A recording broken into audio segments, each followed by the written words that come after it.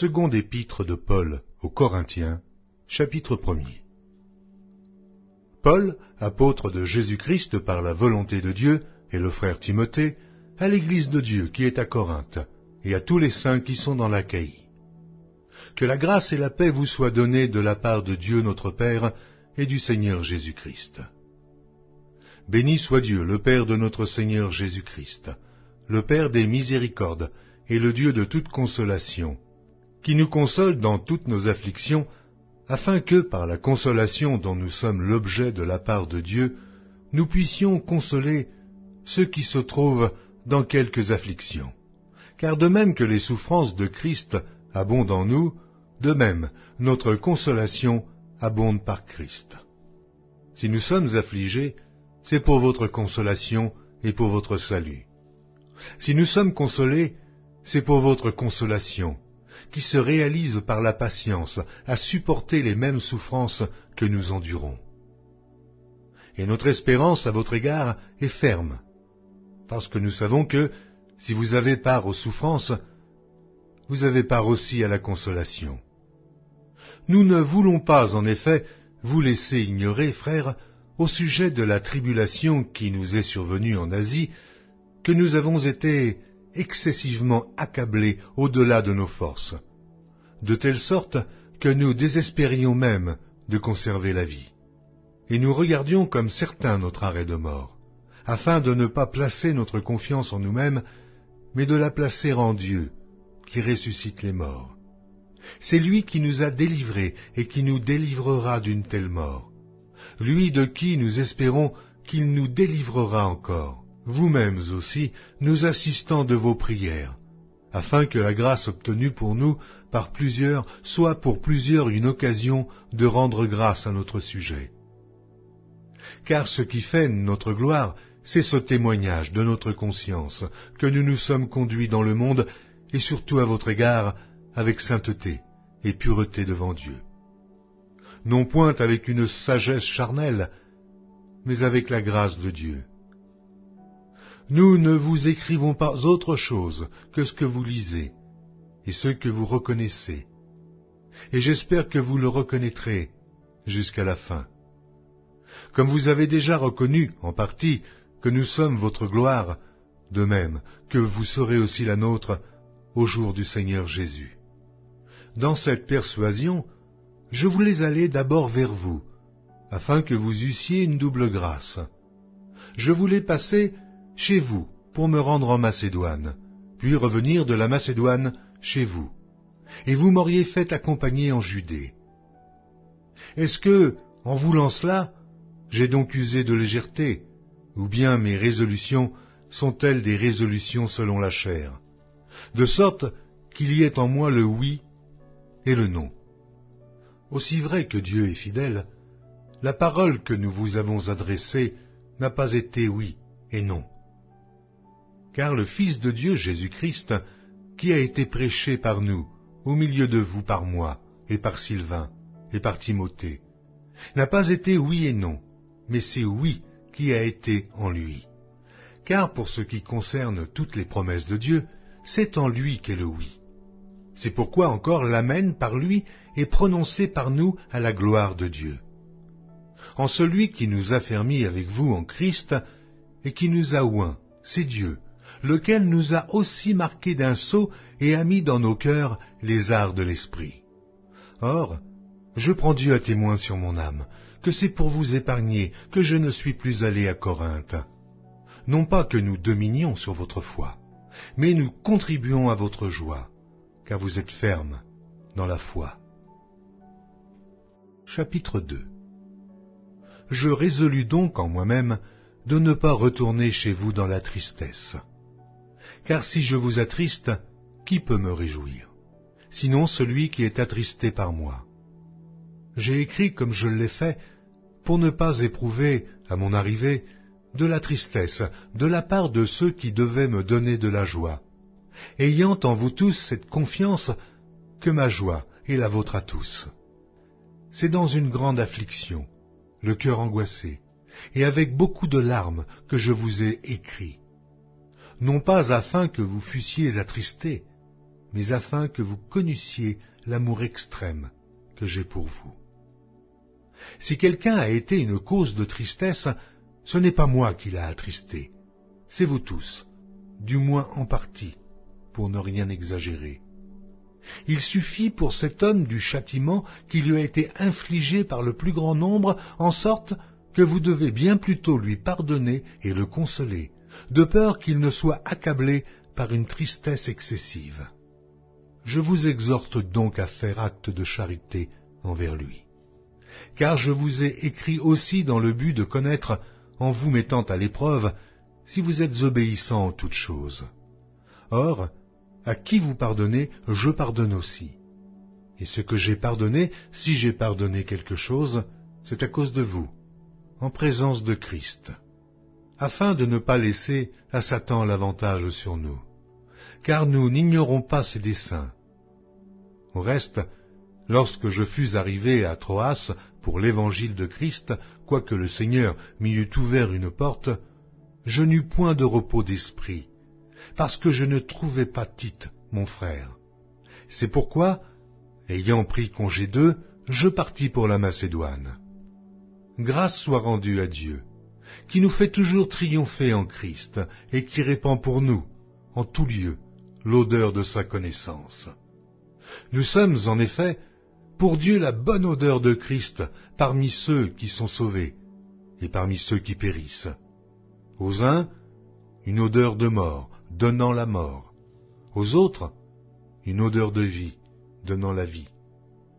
Et qui est suffisant pour ces choses? Car nous ne facilifions point la parole de Dieu, comme font plusieurs, mais c'est avec sincérité, et c'est de la part de Dieu que nous parlons en Christ, devant Dieu. Chapitre 3. Commençons-nous de nouveau à nous recommander nous-mêmes, ou avons-nous besoin, comme quelques-uns, de lettres de recommandation auprès de vous ou de votre part? C'est vous qui êtes notre lettre, écrite dans nos cœurs, connue et lue de tous les hommes. Vous êtes manifestement une lettre de Christ, écrite par notre ministère, non avec de l'encre, mais avec l'Esprit du Dieu vivant, non sur des tables de pierre, mais sur des tables de chair, sur les cœurs. Cette assurance-là, nous l'avons par Christ, auprès de Dieu. Ce n'est pas à dire que nous soyons, par nous-mêmes, capables de concevoir quelque chose comme venant de nous-mêmes. Notre capacité, au contraire, vient de Dieu. Il nous a aussi rendus capables d'être ministres d'une nouvelle alliance, non de la lettre, mais de l'esprit, car la lettre tue, mais l'esprit vivifie.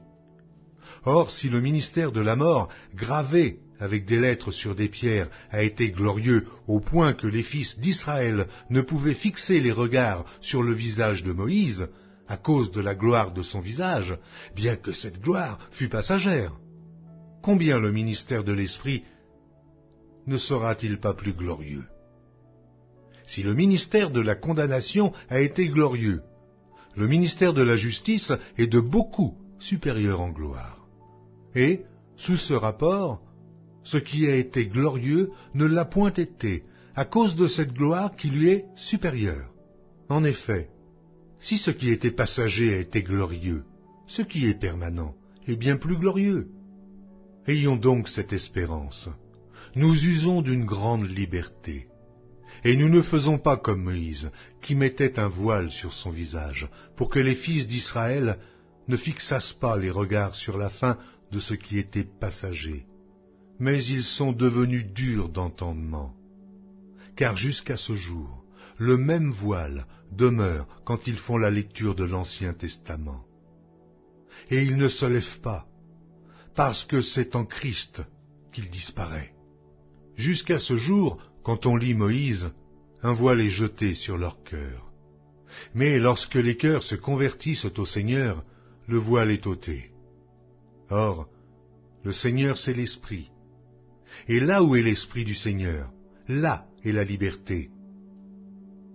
Nous tous qui, le visage découvert, contemplons comme dans un miroir la gloire du Seigneur, nous sommes transformés en la même image de gloire en gloire, comme par le Seigneur, l'Esprit. Chapitre 4.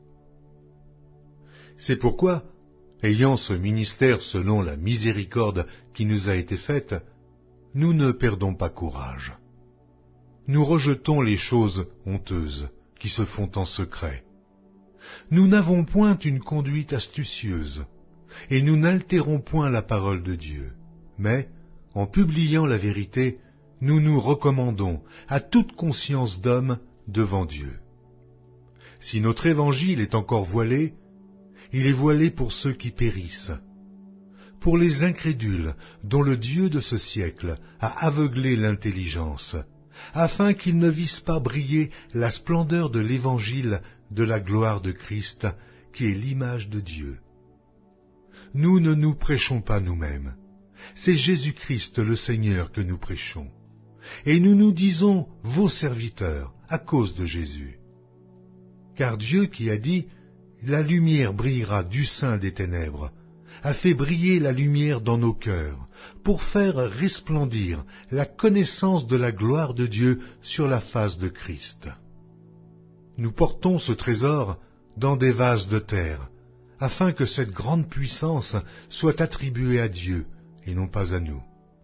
Nous sommes pressés de toute manière, mais non réduits à l'extrémité, dans la détresse, mais non dans le désespoir, persécutés, mais non abandonnés, abattus, mais non perdus, portant toujours avec nous dans notre corps la mort de Jésus, afin que la vie de Jésus soit aussi manifestée dans notre corps.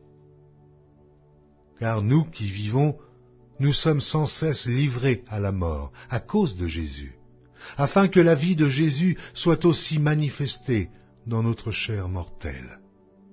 Ainsi, la mort agit en nous, et la vie agit en vous. Et, comme nous n'avons pas le même esprit de foi qui est exprimé dans cette parole de l'Écriture, j'ai cru, c'est pourquoi j'ai parlé. Nous aussi nous croyons, et c'est pour cela que nous parlons, sachant que celui qui a ressuscité le Seigneur Jésus nous ressuscitera aussi avec Jésus, et nous fera paraître avec vous en sa présence. Car tout cela arrive à cause de vous, afin que la grâce, en se multipliant, fasse abonder, à la gloire de Dieu, les actions de grâce d'un plus grand nombre. C'est pourquoi nous ne perdons pas courage. Et lors même que notre homme extérieur se détruit, notre homme intérieur se renouvelle de jour en jour. Car nos légères afflictions du moment présent produisent pour nous, au-delà de toute mesure, un poids éternel de gloire, parce que nous regardons non point aux choses visibles, mais à celles qui sont invisibles, car les choses visibles sont passagères, et les invisibles sont éternelles. Chapitre 5. Nous savons en effet que si cette tente où nous habitons sur la terre est détruite, nous avons dans le ciel un édifice qui est l'ouvrage de Dieu, une demeure éternelle, qui n'a pas été faite de main d'homme. Aussi nous gémissons dans cette tente, désirant revêtir notre domicile céleste, si du moins nous sommes trouvés vêtus, et non pas nus. Car tandis que nous sommes dans cette tente, nous gémissons accablés, parce que nous voulons non pas nous dépouiller, mais nous revêtir, afin que ce qui est mortel soit englouti par la vie. Et celui qui nous a formés pour cela, c'est Dieu, qui nous a donné les arts de l'esprit. Nous sommes donc toujours pleins de confiance, et nous savons qu'en demeurant dans ce corps, nous demeurons loin du Seigneur, car nous marchons par la foi, et non par la vue. Nous sommes pleins de confiance, et nous aimons mieux quitter ce corps et demeurer auprès du Seigneur. C'est pour cela aussi que nous nous efforçons de lui être agréables, soit que nous demeurions dans ce corps, soit que nous le quittions. Car il nous faut tous comparaître devant le tribunal de Christ, afin que chacun reçoive selon le bien ou le mal qu'il aura fait, étant dans ce corps. Connaissant donc la crainte du Seigneur, nous cherchons à convaincre les hommes. Dieu nous connaît, et j'espère que dans vos consciences, vous nous connaissez aussi. Nous ne nous recommandons pas de nouveau nous-mêmes auprès de vous. mais nous vous donnons occasion de vous glorifier à notre sujet, afin que vous puissiez répondre à ceux qui tirent gloire de ce qui est dans les apparences, et non dans le cœur. En effet, si je suis hors de sens, c'est pour Dieu. Si je suis de bon sens, c'est pour vous.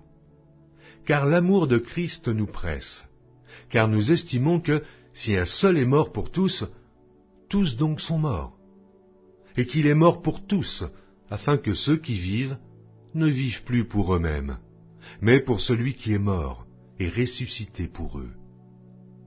Ainsi, dès maintenant, nous ne connaissons personne selon la chair. Et si nous avons connu Christ selon la chair, maintenant, nous ne le connaissons plus de cette manière. Si quelqu'un est en Christ, il est une nouvelle créature. Les choses anciennes sont passées. Voici, toutes choses sont devenues nouvelles.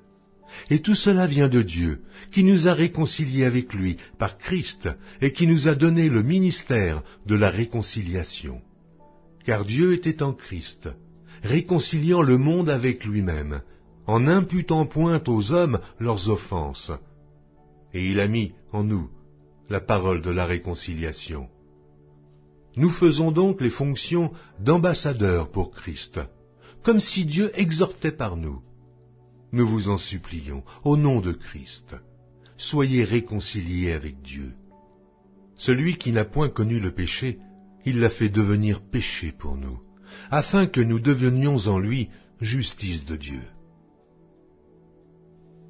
Chapitre 6. Puisque nous travaillons avec Dieu, nous vous exhortons à ne pas recevoir la grâce de Dieu en vain. Car il est dit, « Au temps favorable, je t'ai exaucé. Au jour du salut, je t'ai secouru. Voici maintenant le temps favorable. Voici maintenant le jour du salut. » Nous ne donnons aucun sujet de scandale en quoi que ce soit, afin que le ministère ne soit pas un objet de blâme. Mais nous nous rendons à tous égards recommandables, comme serviteurs de Dieu, par beaucoup de patience, dans les tribulations, dans les calamités, dans les détresses, sous les coups, dans les prisons, dans les troubles, dans les travaux, dans les veilles, dans les jeûnes, par la pureté, par la connaissance, par la longanimité, par la bonté, par un esprit saint, par une charité sincère, par la parole de vérité, par la puissance de Dieu, par les armes offensives et défensives de la justice. Au milieu de la gloire et de l'ignominie, au milieu de la mauvaise et de la bonne réputation, étant regardé comme imposteur, quoique véridique, comme inconnu, quoique bien connu, comme mourant, et voici nous vivons, comme attristés, et nous sommes toujours joyeux, comme pauvres, et nous en enrichissons plusieurs, comme n'ayant rien, et nous possédons toutes choses. Notre bouche s'est ouverte pour vous, Corinthiens. Notre cœur s'est élargi. Vous n'êtes point à l'étroit au-dedans de nous, mais vos entrailles se sont rétrécies. Rendez-nous l'appareil. Je vous parle comme à mes enfants. Élargissez-vous aussi. Ne vous mettez pas avec les infidèles sous un joug étranger. Car quel rapport y a-t-il entre la justice et l'iniquité? Ou qu'y a-t-il de commun entre la lumière et les ténèbres? Quel accord y a-t-il entre Christ et Bélial? Ou quelle part a le fidèle avec l'infidèle? Quel rapport y a-t-il entre le temple de Dieu et les idoles? Car nous sommes le temple du Dieu vivant. Comme Dieu l'a dit, « J'habiterai, et je marcherai au milieu d'eux, je serai leur Dieu, et ils seront mon peuple. » C'est pourquoi, sortez du milieu d'eux, et séparez-vous, dit le Seigneur. Ne touchez pas à ce qui est impur, et je vous accueillerai. Je serai pour vous un père, et vous serez pour moi des fils et des filles, dit le Seigneur Tout-Puissant. Chapitre 7. Ayant donc de telles promesses, bien-aimés, purifions-nous de toute souillure de la chair et de l'esprit, en achevant notre sanctification dans la crainte de Dieu. Donnez-nous une place dans vos cœurs. Nous n'avons fait tort à personne. Nous n'avons ruiné personne. Nous n'avons tiré du profit de personne. Ce n'est pas pour vous condamner que je parle de la sorte, car j'ai déjà dit que vous êtes dans nos cœurs à la vie et à la mort. J'ai une grande confiance en vous. J'ai tout sujet de me glorifier de vous. Je suis rempli de consolation, je suis comblé de joie au milieu de toutes nos tribulations. Car depuis notre arrivée en Macédoine, notre chair n'eut aucun repos. Nous étions si affligés de toute manière. Luttes au dehors, craintes au dedans. Mais Dieu qui console ceux qui sont abattus, nous a consolés par l'arrivée de Tite, et non seulement par son arrivée, mais encore par la consolation que Tite lui-même ressentait à votre sujet. Il nous a raconté votre ardent désir, vos larmes, votre zèle pour moi, en sorte que ma joie a été d'autant plus grande. Quoique je vous ai attristé par ma lettre, je ne m'en repens pas. Et si je m'en suis repenti, car je vois que cette lettre vous a attristé, bien que momentanément, je me réjouis à cette heure, non pas de ce que vous avez été attristé, mais de ce que votre tristesse vous a porté à la repentance. Car vous avez été attristé selon Dieu, afin de ne recevoir de notre part aucun dommage. En effet, la tristesse selon Dieu produit une repentance à salut, dont on ne se repent jamais, tandis que la tristesse du monde produit la mort. Et voici, cette même tristesse selon Dieu, quel empressement n'a-t-elle pas produit en vous? Quelle justification, quelle indignation, quelle crainte, quel désir ardent, quel zèle, quelle punition. Vous avez montré à tous égards que vous étiez purs dans cette affaire. Si donc je vous ai écrit, ce n'était ni à cause de celui qui a fait l'injure, ni à cause de celui qui l'a reçue. C'était afin que votre empressement pour nous fût manifesté parmi vous devant Dieu. C'est pourquoi nous avons été consolés, mais, outre notre consolation, nous avons été réjouis, beaucoup plus encore, par la joie de Tite, dont l'esprit a été tranquillisé par vous tous. Et si devant lui, je me suis un peu glorifié à votre sujet, je n'en ai point eu de confusion. Mais, comme nous vous avons toujours parlé selon la vérité, ce dont nous nous sommes glorifiés auprès de Tite s'est trouvé être aussi la vérité. Il éprouve pour vous un redoublement d'affection, au souvenir de votre obéissance à tous et de l'accueil que vous lui avez fait avec crainte et tremblement. Je me réjouis de pouvoir en toutes choses me confier en vous. Chapitre 8. Nous vous faisons connaître, frères, la grâce de Dieu qui s'est manifestée dans les églises de la Macédoine. Au milieu de beaucoup de tribulations qui les ont éprouvées, leur joie débordante et leur pauvreté profonde ont produit avec abondance de riches libéralités de leur part. Ils ont, je l'atteste, donné volontairement selon leurs moyens, et même au-delà de leurs moyens, nous demandant avec de grandes instances la grâce de prendre part à l'assistance destinée aux saints. Et non seulement ils ont contribué comme nous l'espérions, mais ils se sont d'abord donnés eux-mêmes au Seigneur, puis à nous, par la volonté de Dieu. Nous avons donc engagé Tite à achever chez vous cette œuvre de bienfaisance comme il l'avait commencée. De même que vous excellez en toutes choses, en foi, en parole, en connaissance, en zèle à tous égards, et dans votre amour pour nous, faites en sorte d'exceller aussi dans cette œuvre de bienfaisance. Je ne dis pas cela pour donner un ordre, mais pour éprouver, par le zèle des autres, la sincérité de votre charité.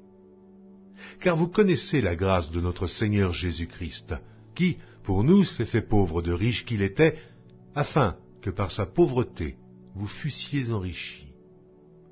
C'est un avis que je donne là-dessus, car cela vous convient, à vous qui non seulement avez commencé à agir, mais qui en avez eu la volonté dès l'année dernière. Achevez donc maintenant d'agir, afin que l'accomplissement, selon vos moyens, réponde à l'empressement que vous avez mis à vouloir. La bonne volonté, quand elle existe, est agréable, en raison de ce qu'elle peut avoir à sa disposition, et non de ce qu'elle n'a pas. Car il s'agit non de vous exposer à la détresse pour soulager les autres, mais de suivre une règle d'égalité. Dans la circonstance présente, votre superflu pourvoira à leurs besoins, afin que leur superflu pourvoie pareillement au vôtre, en sorte qu'il y ait égalité. Selon qu'il est écrit, « Celui qui avait ramassé beaucoup n'avait rien de trop, et celui qui avait ramassé peu n'en manquait pas. » Grâce soit rendue à Dieu, de ce qu'il a mis dans le cœur de Tite le même empressement pour vous, car il a accueilli notre demande, et c'est avec un nouveau zèle et de son plein gré qu'il part pour aller chez vous. Nous envoyons avec lui le frère dont la louange, en ce qui concerne l'Évangile, est répandue dans toutes les églises, et qui, de plus, a été choisi par les églises pour être notre compagnon de voyage dans cette œuvre de bienfaisance, que nous accomplissons à la gloire du Seigneur, même et en témoignage de notre bonne volonté. Nous agissons ainsi afin que personne ne nous blâme au sujet de cette abondante collecte à laquelle nous donnons nos soins, car nous recherchons ce qui est bien, non seulement devant le Seigneur, mais aussi devant les hommes. Nous envoyons avec eux notre frère, dont nous avons souvent éprouvé le zèle dans beaucoup d'occasions, et qui en montre plus encore cette fois, à cause de sa grande confiance en vous. Ainsi, pour ce qui est de Tite, il est notre associé et notre compagnon d'œuvre auprès de vous. Et pour ce qui est de nos frères, ils sont les envoyés des églises, la gloire de Christ. Donnez-leur donc à la face des églises la preuve de votre charité, et montrez-leur que nous avons sujet de nous glorifier de vous. Chapitre 9. Il est superflu que je vous écrive touchant l'assistance destinée aux saints. Je connais, en effet, votre bonne volonté, dont je me glorifie pour vous auprès des Macédoniens, en déclarant que l'Achaïe est prête depuis l'année dernière, et ce zèle de votre part a stimulé le plus grand nombre. J'envoie les frères, afin que l'éloge que nous avons fait de vous ne soit pas réduit à néant sur ce point-là, et que vous soyez prêts comme je l'ai dit. Je ne voudrais pas, si les Macédoniens m'accompagnent et ne vous trouvent pas prêts, que cette assurance tournât à notre confusion, pour ne pas dire à la vôtre.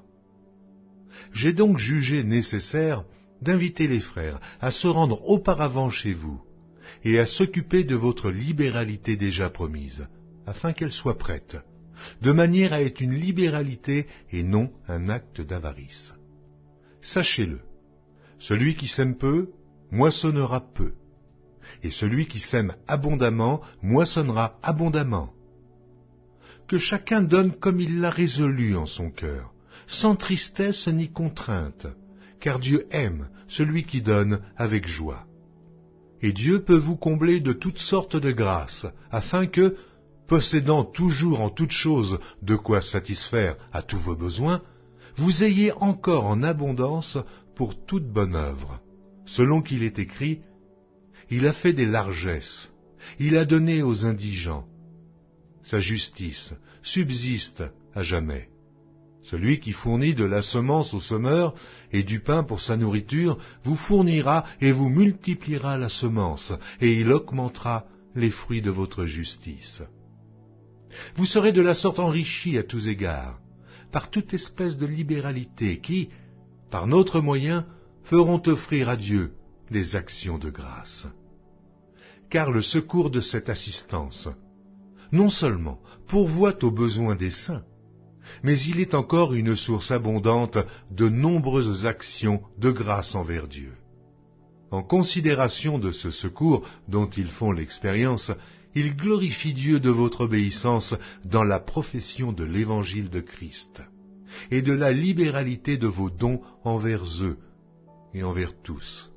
Il prie pour vous, parce qu'il vous aime, à cause de la grâce éminente que Dieu vous a faite. Grâce soit rendue à Dieu pour son don ineffable. Chapitre 10. Moi, Paul, je vous prie par la douceur et la bonté de Christ, moi, humble d'apparence quand je suis au milieu de vous, et plein de hardiesse à votre égard quand je suis éloigné. Je vous prie, lorsque je serai présent, de ne pas me forcer à recourir avec assurance à cette hardiesse dont je me propose d'user contre quelques-uns qui nous regardent comme marchant selon la chair. Si nous marchons dans la chair, nous ne combattons pas selon la chair.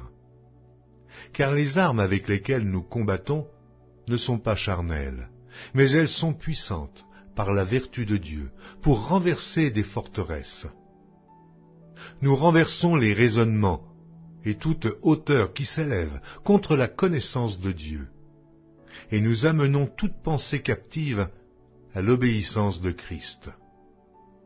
Nous sommes prêts aussi à punir toute désobéissance lorsque votre obéissance sera complète.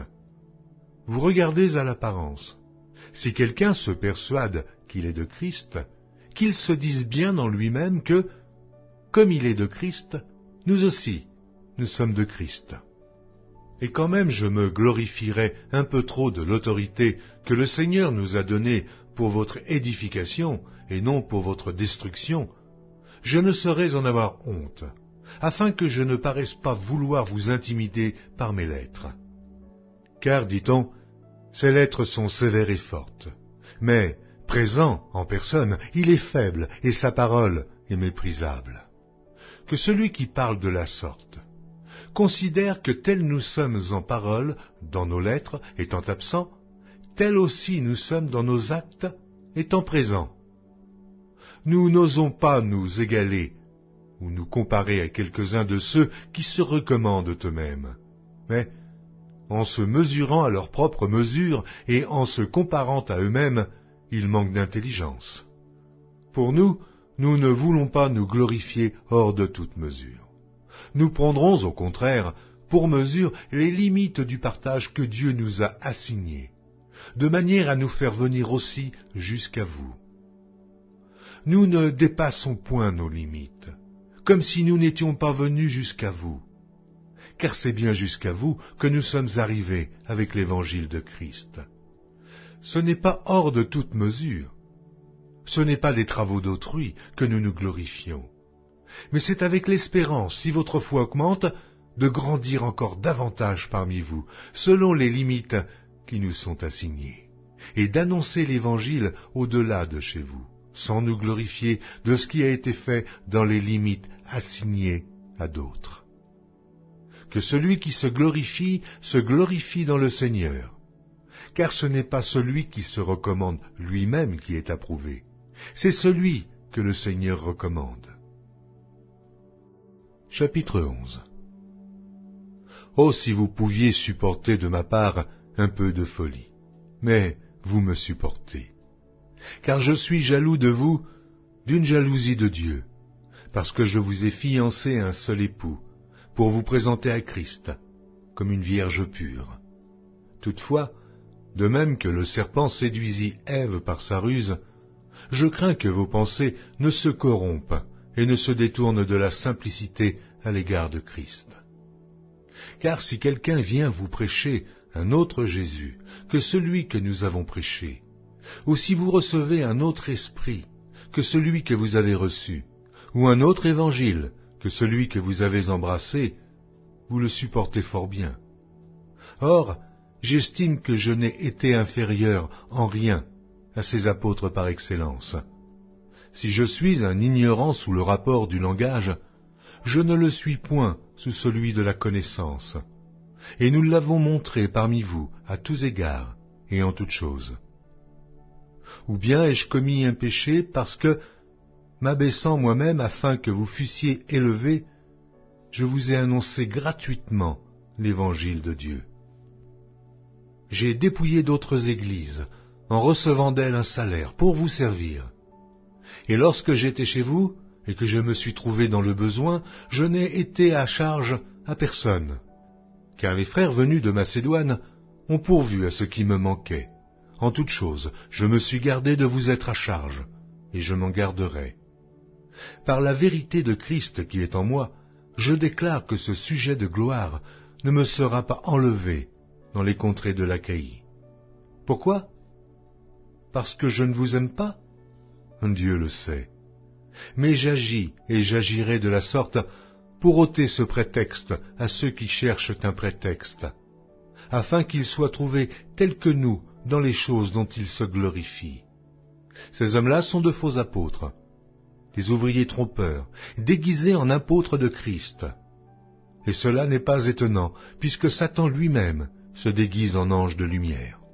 Il n'est donc pas étrange que ces ministres aussi se déguisent en ministres de justice. Leur fin sera selon leurs œuvres.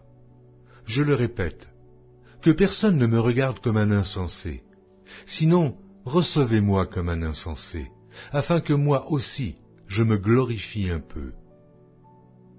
Ce que je dis, avec l'assurance d'avoir sujet de me glorifier, je ne le dis pas selon le Seigneur, mais comme par folie. Puisqu'il en est plusieurs qui se glorifient selon la chair, je me glorifierai aussi. Car vous supportez volontiers les insensés, vous qui êtes sages. Si quelqu'un vous asservit, si quelqu'un vous dévore, si quelqu'un s'empare de vous, si quelqu'un est arrogant, si quelqu'un vous frappe au visage, vous le supportez. J'ai honte de le dire. Nous avons montré de la faiblesse.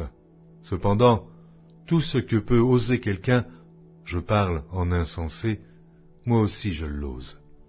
Sont-ils hébreux? Moi aussi. Sont-ils israélites? Moi aussi.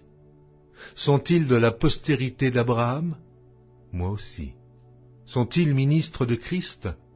Je parle en homme qui extravague. Je le suis plus encore. Par les travaux, bien plus. Par les coups, bien plus. Par les emprisonnements, bien plus. Souvent en danger de mort. 5 fois, j'ai reçu des Juifs 40 coups moins 1. 3 fois, j'ai été battu de verge. 1 fois, j'ai été lapidé. 3 fois, j'ai fait naufrage. J'ai passé 1 jour et 1 nuit dans l'abîme. Fréquemment, en voyage, j'ai été en péril sur les fleuves, en péril de la part des brigands, en péril de la part de ceux de ma maison, en péril de la part des païens, en péril dans les villes, en péril dans les déserts, en péril sur la mer, en péril parmi les faux frères. J'ai été dans le travail et dans la peine, exposé à de nombreuses veilles, à la faim et à la soif, à des jeûnes multipliés, au froid et à la nudité. Et, sans parler d'autre chose, je suis assiégé chaque jour par les soucis que me donnent toutes les églises. Qui est faible, que je ne sois faible? Qui vient à tomber, que je ne brûle? S'il faut se glorifier, c'est de ma faiblesse que je me glorifierai. Dieu qui est le Père du Seigneur Jésus, et qui est béni éternellement, sait que je ne mens point. À Damas, le gouverneur du roi Arétas faisait garder la ville des Damascéniens pour se saisir de moi. Mais on me descendit par une fenêtre, dans une corbeille, le long de la muraille, et j'échappais de leurs mains. Chapitre 12. Il faut se glorifier, cela n'est pas bon. J'en viendrai néanmoins à des visions et à des révélations du Seigneur. Je connais un homme en Christ qui fut, il y a 14 ans, ravi jusqu'au 3e ciel. Si ce fut dans son corps, je ne sais. Si ce fut hors de son corps, je ne sais. Dieu le sait. Et je sais que cet homme, si ce fut dans son corps ou sans son corps, je ne sais, Dieu le sait, fut enlevé dans le paradis, et qu'il entendit des paroles ineffables, qu'il n'est pas permis à un homme d'exprimer. Je me glorifierai d'un tel homme, mais de moi-même, je ne me glorifierai pas, sinon de mes infirmités. Si je voulais me glorifier, je ne serais pas un insensé, car je dirais la vérité. Mais je m'en abstiens, afin que personne n'ait à mon sujet une opinion supérieure à ce qu'il voit en moi ou à ce qu'il entend de moi. Et pour que je ne sois pas enflé d'orgueil à cause de l'excellence de ces révélations, il m'a été mis une écharde dans la chair, un ange de Satan, pour me souffleter et m'empêcher de m'enorgueillir. 3 fois j'ai prié le Seigneur de l'éloigner de moi, et il m'a dit, « Ma grâce te suffit, car ma puissance s'accomplit dans la faiblesse. Je me glorifierai donc bien plus volontiers de mes faiblesses, afin que la puissance de Christ repose sur moi. C'est pourquoi je me plais dans les faiblesses, dans les outrages, dans les calamités, dans les persécutions, dans les détresses, pour Christ. Car quand je suis faible, c'est alors que je suis fort. J'ai été un insensé, vous m'y avez contraint. C'est par vous que je devais être recommandé, car je n'ai été inférieur en rien aux apôtres par excellence, quoique je ne sois rien. Les preuves de mon apostolat ont éclaté au milieu de vous par une patience à toute épreuve, par des signes, des prodiges et des miracles. En quoi avez-vous été traités moins favorablement que les autres églises? Sinon, en ce que je ne vous ai point été à charge. Pardonnez-moi ce tort. Voici pour la 3e fois que je suis prêt à aller chez vous, et je ne vous serai point à charge. Car ce ne sont pas vos biens que je cherche, c'est vous-même. Ce n'est pas, en effet, aux enfants à amasser pour leurs parents, mais aux parents pour leurs enfants.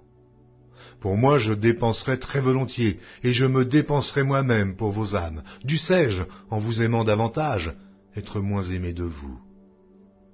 Soit, je ne vous ai point été à charge, mais en homme astucieux, je vous ai pris par ruse.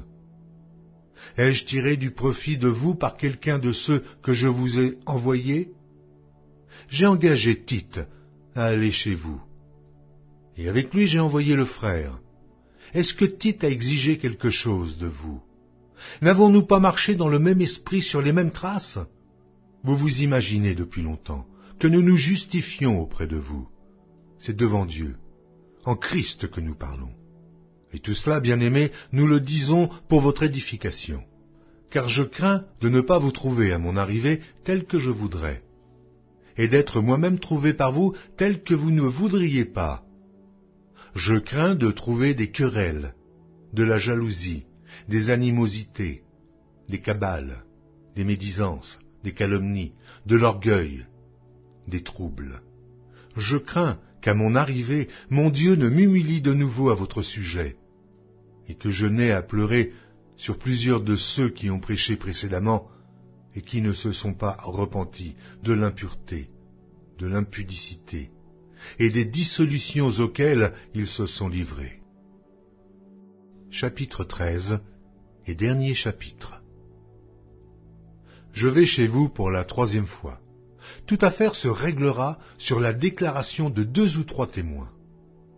Lorsque j'étais présent pour la 2e fois, j'ai déjà dit, et aujourd'hui que je suis absent, je dis encore d'avance à ceux qui ont péché précédemment et à tous les autres que, si je retourne chez vous, je n'userai d'aucun ménagement, puisque vous cherchez une preuve que Christ parle en moi, lui qui n'est pas faible à votre égard, mais qui est puissant parmi vous, car il a été crucifié à cause de sa faiblesse. Mais il vit par la puissance de Dieu. Nous aussi, nous sommes faibles en lui, mais nous vivrons avec lui par la puissance de Dieu pour agir envers vous. Examinez-vous vous-même pour savoir si vous êtes dans la foi. Éprouvez-vous vous-même. Ne reconnaissez-vous pas que Jésus-Christ est en vous, à moins peut-être que vous ne soyez réprouvés. Mais j'espère que vous reconnaîtrez que nous ne sommes pas réprouvés.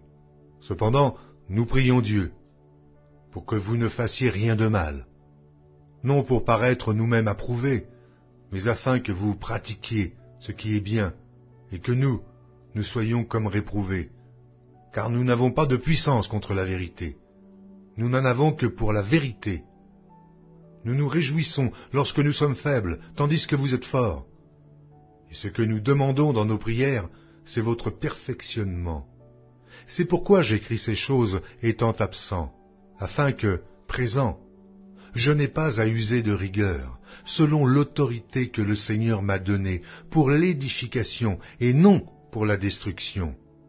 Au reste, frères, soyez dans la joie, perfectionnez-vous, consolez-vous, ayez un même sentiment, vivez en paix, et le Dieu d'amour et de paix sera avec vous.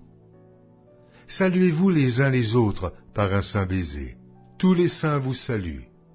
Que la grâce du Seigneur Jésus-Christ, l'amour de Dieu et la communication du Saint-Esprit soient avec vous tous.